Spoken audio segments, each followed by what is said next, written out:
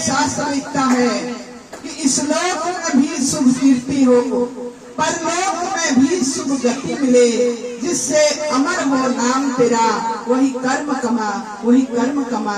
जीवन है तेरा अनमोल बड़ा, नहीं व्यर्थ गवा नहीं व्यर्थ गवा। संत समझाते हैं हमारा कोई जीवन है, ये जीवन हमारा बड़ा अनमोल है। अगर हम इसको संसार के कार्यों में ही जीवन को बिता दें तो हमारा जीवन व्यर्थ चला जाएगा, बेकार चला जाएगा।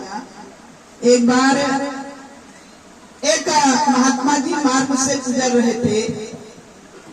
महात्मा जी ने मार्ग से गुजरते गुजरते आगे निकले, एक जगह पर देखा कि दो लाश पड़ी है, दो मुर्दे पड़े हुए थे। और महात्मा जी क्या देखते हैं, उन दोनों के सामने दो व्यक्ति खड़े हैं।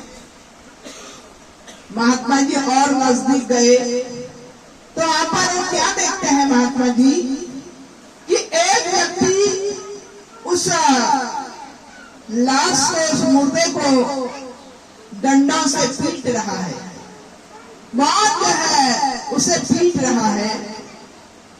महात्मा जी ने कहा भाई ये तो एक मुर्दा है, निर्जीव लाश है, और तुम उसे पीट रहे हो।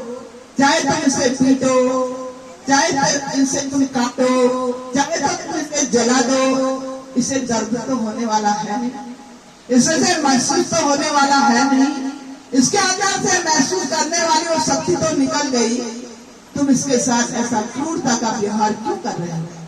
ऐसा क्रूर जो है ऐसा क्रूर तुम्हारा व्यवहार इस शरीर के साथ क्यों है?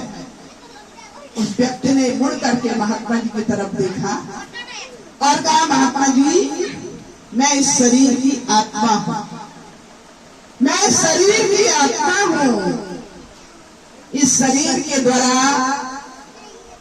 मुझे कभी भी इस शरीर ने मेरी कभी भी चिंता नहीं की। इसने अपने जीवन को जब से इसने होश संभाला, के भोग में, संसार के पदार्थों में, दुनिया की दौड़ में अपने जीवन को खपा दिया।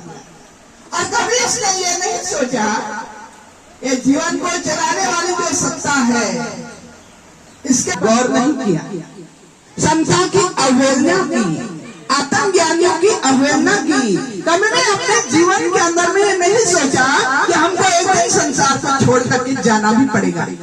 और कभी हमारी तरफ यानी मैं हमारे उद्धार के लिए इस शरीर ने कभी नहीं सोचा। और आज इस शरीर के बदौलत, इस शरीर के ही बदौलत आज ये आत्मा जो मैं आत्मा हूँ, ये शरीर मिला हुआ था।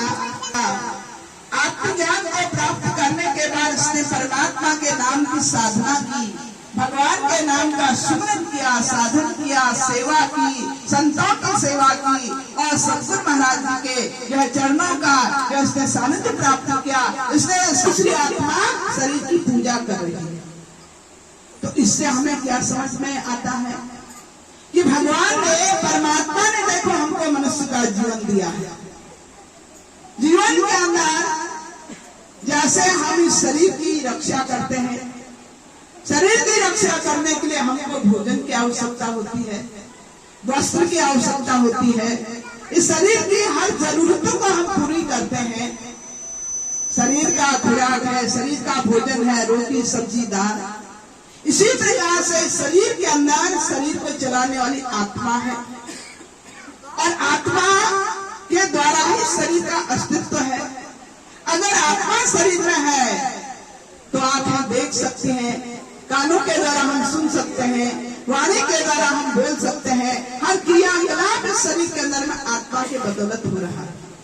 पर आज हम शरीर की सुरक्षा के लिए तो संसार में रात और दिन एक होगा, समझने का यही एक ऐसा अवसर आता है, मौका आता है, जहाँ पर हमें संतों के द्वारा सत्संग प्राप्त होता है, सत्संग के जागृत होता है। तब हम आत्मा की तरफ दृष्टि करते हैं, और जब हमारी दृष्टि आत्मा की तरफ होती है तब हम अपने जीवन के अंदर में आत्मा की साधना करके, आत्मा के द्वारा आत्मा को हम परम सुख और परम शांति के मार्ग पर ले जाने का सत्कर्म कर सकते हैं, जिसको हमारे अध्यात्म में धर्म